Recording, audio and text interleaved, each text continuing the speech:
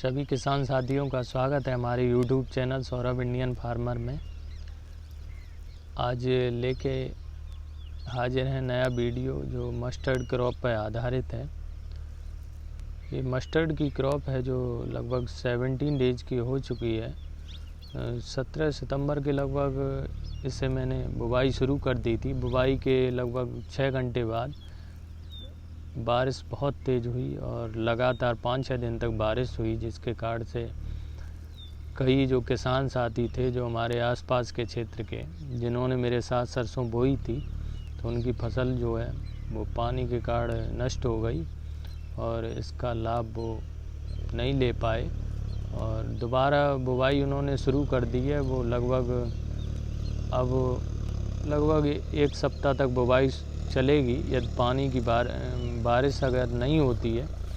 और ये अनुमान लगाया जा रहा है कि लगभग 5-6 अक्टूबर तक बारिश होगी। यदि बारिश हो जाती है तो शायद किसान को अब इसका जो हानि है वो फिर उठानी पड़ सकती है। लेकिन हमारी ये फसल लगभग 70 दिन की हो चुकी है। ये पौधा फलीभांति ग्रोथ कर रहा है और इधर खरपतवार निकल चुका है, तो जिसके कारण पौधा जो है वो बहुत जल्दी ग्रोथ कर रहा है। इस साइड खरपतवार नहीं निकला है तो इसे निकलने का कार्य जारी है और समय रहते इसे में भी खरपतवार जब निकल जाएगा तो ये पौधा बहुत अच्छे से ग्रोथ करेगा। लगभग 2-3 साल से देखा जा रहा है जो मस्टर्ड की क्रॉप जो भी किसान करते हैं तो उसमें लाभ ले रहे हैं। लगभग 6-7 हज़ार रुपये कुंटल तक बिकी है सरसों। तो किसान इसके प्रति आकर्षित हुए हैं और फसल को ज़्यादा से ज़्यादा कर रहे हैं और उत्पादन भी अच्छा ले रहे हैं। ये समय रहते बीजों का चुनाव, खाद का चयन और समय का चयन सही से हो जाता है तो ये मस्टर्ड की क्रॉप जो है पर बीघे के हिसाब से 3 कुंटल, लगभग 3-3.5 कुंटल बीघे के हिसाब से ली जा सकती है। और क्लाइमेटिक कंडीशन अगर बढ़िया बनी रहती है तो जो सरसों की जो बिजाई है वो अच्छे तरीके से हो जाती है। सभी किसान कर लेते हैं और इसका जो उत्पादन है वो भी अच्छे से ले लेते हैं। तो ये किसानों पर निर्भर करता है, वो अपना जो सीड है उसका चयन कैसे करे। किसानों को ये देखना चाहिए, सीड महंगा मिलता है तो कोई बात नहीं, लेकिन सीड अच्छी गुणवत्ता वाला होना चाहिए, जिसके कारण हमारी जो फसल है वो मेन है वो सीड पे ही आधारित है। इसमें खाद का प्रयोग भी करेंगे, जुताई, सारी अन्य खर्चे भी करते हैं तो बहुत खर्चा हो जाता है। तो दोबारा किसान को ये जब हम बीज अच्छा लेके आएंगे और अच्छा जर्मिनेट होगा और उत्पादन भी मिलेगा तो बीजों के प्रति अच्छे से जानकारी लेके सही बीज बोना चाहिए। मैंने MJ1 धान्या कंपनी का बीज जो है जो अगेती किस्म का है तो इससे मैंने बुवाई की है। लगभग 3 महीने की ये फसल है और उसके बाद गेहूं करने के विचार में है। तो जब 3 महीने की फसल हो जाएगी, लगभग दिसंबर माह के लास्ट वीक तक ये फसल तैयार हो जाएगी। उसके बाद यदि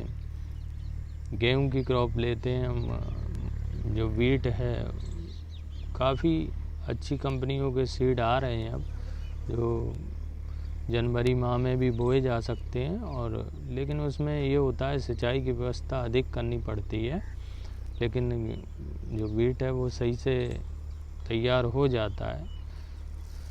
तो ये फसलों का चयन है, सभी किसान अपने अपने तरीके से करते हैं और उत्पादन भी अच्छा लेते हैं। इस समय के अनुसार जो तकनीकी में बदलाव आया है, जो किसान है वो लगभग एक ईयर में लगभग 4-5 फसलें ले लेता है। यदि अच्छे से तैयारी रहे और समय का प्रबंध बढ़िया रहे, खाद बीज अच्छे से मिलते रहें तो किसान को यह लाभ होता रहे तो वो 4-5 फसलें तैयार अच्छे से कर लेता है। इसका लाभ किसान को हर समय मिलता रहता है।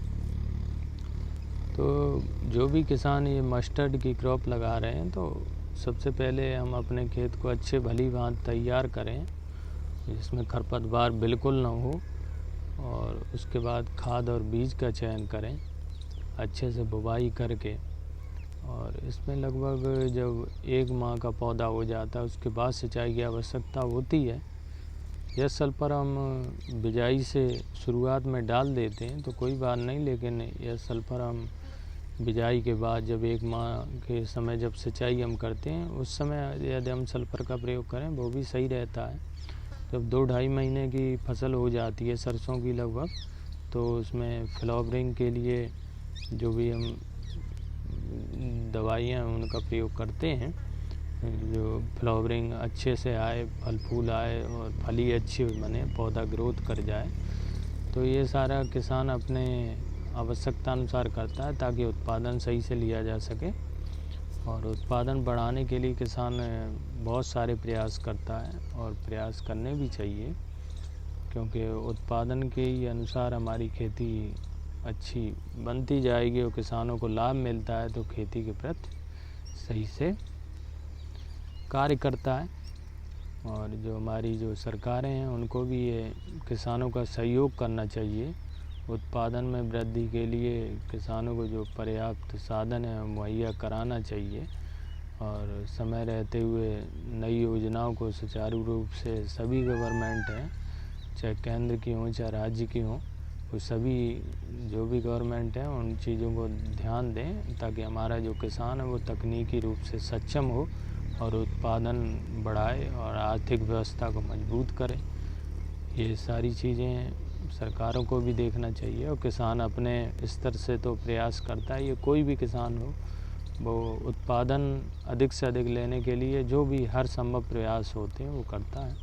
तो ये विशेष चीज़ें हैं जो किसानों के समय समय पर सरकारों को ध्यान रखना चाहिए और किसान को भी इस चीज़ का जो भी हमारे नई योजनाएं चल रही हैं उनको देखना चाहिए ताकि हम उसका लाभ अपने ज़मीनी स्तर पर ले सकें।